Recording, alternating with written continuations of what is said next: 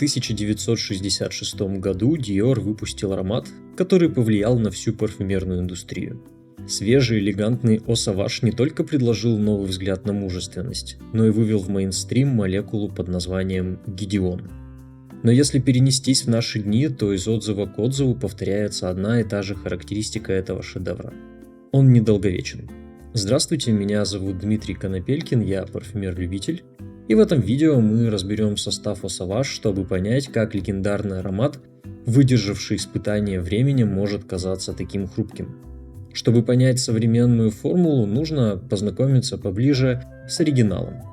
До 1966 года самые популярные духи делились на два основных лагеря – тяжелые пряные амбровые или мимолетные свежие цитрусовые.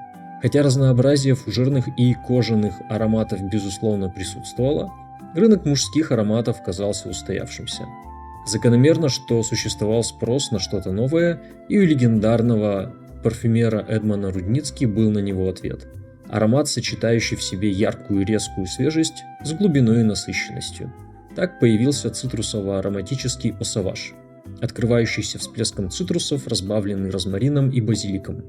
Этот эффект достигается за счет смеси эфирных масел лимона и бергамота и синтетических линолеола с линолилоцетатом. В современной версии эти компоненты, формирующие верхние ноты, занимают до 2/3 всей формулы.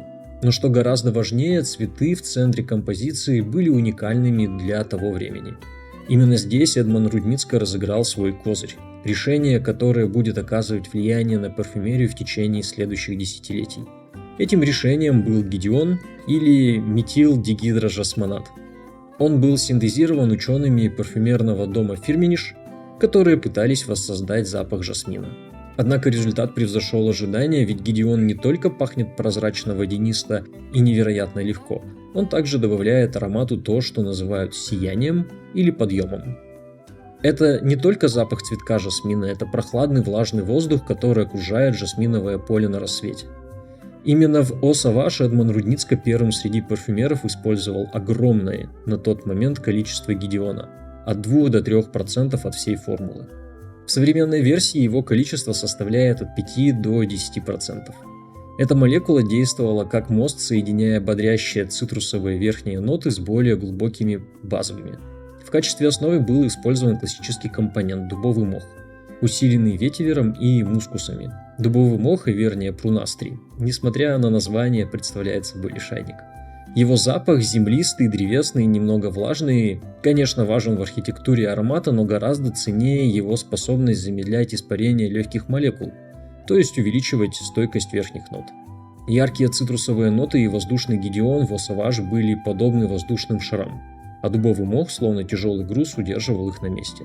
Он придавал аромату глубину, стойкость и классический мшисто-зеленый шлейф. Eau Sauvage легко сравнить со средиземноморским летним утром, где лимон и бергамот – это яркий, ослепительный солнечный свет, падающий на побережье. Gideon и лаванда – это легкий бриз, несущий аромат цветов и трав из близлежащих садов, а пачули и дубовый мох – это прохладная тень деревьев, которая сохраняет освежающую атмосферу. Десятилетиями этот выверенный баланс сияющего блеска и надежного фундамента делал Eau Sauvage фаворитом мужской парфюмерии. Но затем правила изменились, буквально. По результатам исследований, проведенных в конце 20 века, стало ясно, что натуральный дубовый мох является аллергеном кожи для 1-3% взрослого населения. Виновниками оказались две молекулы, содержащиеся в самом дубовом мхе – атронол и хлоротронол. Поэтому Международная ассоциация производителей парфюмерии IFRA начинает вводить ограничения на его применение. Первая вступила в силу в 1988 году, и с годами требования становились все строже. 43-я поправка 2009 года стала серьезным ударом, резко ограничив допустимую концентрацию атронола и хлоротронола ниже 0,01%. Фактически это был запрет на применение необработанного абсолюта дубового мха. Для парфюмеров это стало тяжелым потрясением, ведь ключевой элемент тысяч формул оказался под запретом. А для такого аромата, как Eau Sauvage, вся структура которого зависела от фиксирующей силы дубового мха, последствия были катастрофическими. Итак, что же сегодня составляет основу Eau Sauvage? Короткий ответ – множество ухищрений. Одно из самых распространенных решений – использование синтетических молекул, пахнущих дубовым мхом. Самый известный вариант – ивернил, он же веромоз. Ивернил неплохо справляется с созданием традиционного сухого, пудрового, мшистого аромата в концентрации нескольких сотых процента. Но хотя он и может имитировать запах, ему не хватает насыщенности и, что более важно, мощного фиксирующего действия, что есть у абсолюта дубового мха.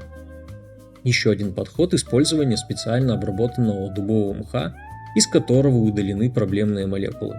Это делает его безопасным и соответствующим требованиям, но пахнущим немного иначе. В современных формулах часто используются коктейли из таких синтетических и обработанных натуральных компонентов для создания мшистого аккорда. Если вам нравится это видео, поставьте лайк. Теперь мы, наконец, можем объяснить причину отличия того самого О-Саваж от современного варианта. Изначально яркие цитрусовые ноты, поддерживаемые воздушным сиянием Гедеона, удерживались на коже с стойкой базой из дубового мха.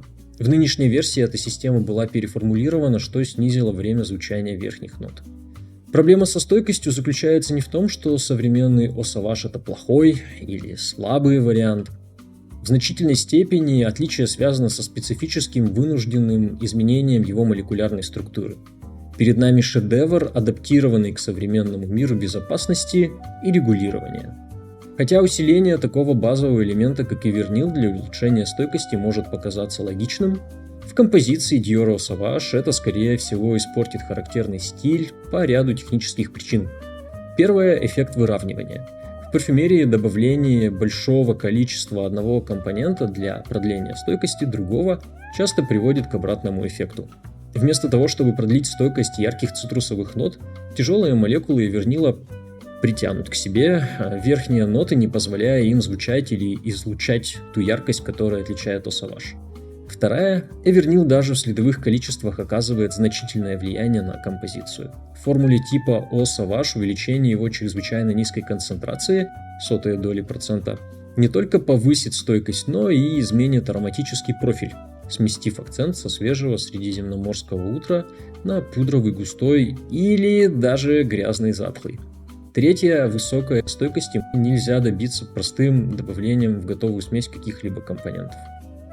Стойкость зависит от всего профиля испарения. В случае с ароматом, в котором преобладают цитрусовые ноты, даже если фиксатор продлевает стойкость ноты на четверть, верхняя нота, которая держится 10 минут, продлевается всего на 2,5 минуты. Незначительное увеличение, которое происходит за счет того, что аромат становится гораздо менее насыщенным.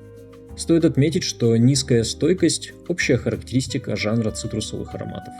Если парфюмер хочет, чтобы аромат держался значительно дольше, он должен с самого начала создавать его с большей долей базовых нот, дополняющих тему, а не просто пытаться исправить цитрусовую формулу после ее составления. Изменение популярного продукта для соответствования требованиям безопасности – болезненная тема во многих сферах. Считаете ли вы такие переформулировки духов оправданными или, например, нужно ослабить требования и делать на упаковке предупреждения о содержании потенциально опасных компонентов? Поделитесь своим мнением в комментариях. А в следующем видео мы обсудим более стойкий и более фруктовый Нишане Хачват.